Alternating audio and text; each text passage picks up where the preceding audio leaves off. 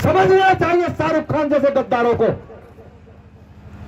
कि जिस तरीके की गद्दारी आप देश के साथ कर रहे हैं, आपको यहां तक अगर आज पहुंचाया तो इस देश के लोगों ने पहुंचाया।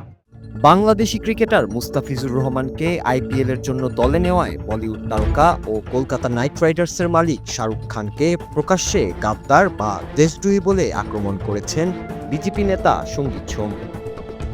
9 crore and 20 lakh. KKR Mustafizur Rahman is yours. 2026 সালের আইপিএল নিলামে কেকেআর মুস্তাফিজকে দলে ফেরায় 9 কোটি 20 লাখ রুপিতে, যা এই বাংলাদেশি ক্রিকেটারের ক্যারিয়ারের সর্বোচ্চ পারিশ্রমিক। বিষয়টি ঘিরেই নতুন করে রাজনৈতিক বিতর্ক তৈরি হয়েছে ভারতের অন্দরমহলে। উত্তরপ্রদেশের সাবেক বিধায়ক সঙ্গীত সোম গত বুধবার মেরঠে এক সভায় খুব উগরে দিয়ে বলেন, বাংলাদেশে হিন্দুদের ওপর নির্যাতন হচ্ছে, অথচ সেই দেশের একজন ক্রিকেটারকে কোটি টাকায় কিনছেন শাহরুখ খান। भारत के खिलाफ नारेबाजी कर रहे हैं,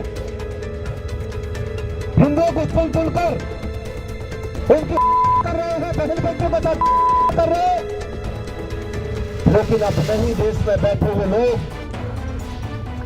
वहां के डिक्टेटरों को खरीदने का काम कर रहे हैं।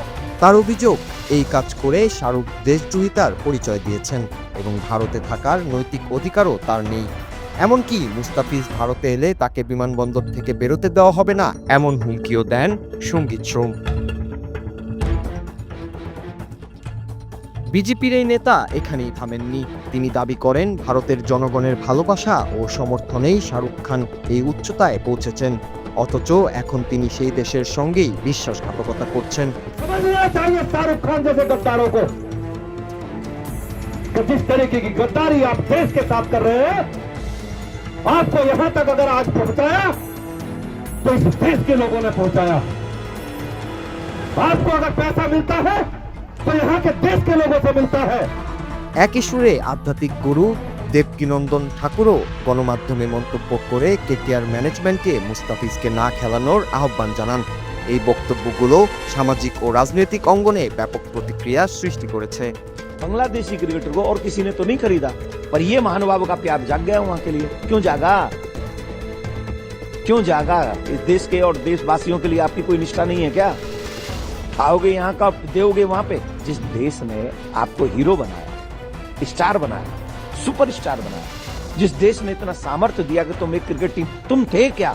তবে সঙ্গীত সোমের মন্তব্যের কড়া সমালোচনা করেছেন বিরোধী দলগুলোর নেতারা। উত্তরপ্রদেশ বিধানসভার বিরোধী নেতা মাতা প্রসাদ পান্ডে ও কংগ্রেস নেতা সুরেন্দ্র রাজপুত বলেন, মুসলিম বলেই শাহরুখ খানকে দেশদ্রোহী বলা হচ্ছে। বিজেপির শরিক দল সুহেলদেব ভারতীয় সমাজ পার্টির নেতা ওম প্রকাশ রাজভরও মন্তব্যটিকে পাত প্রদীপে থাকার চেষ্টা বলে আখ্যা দেন।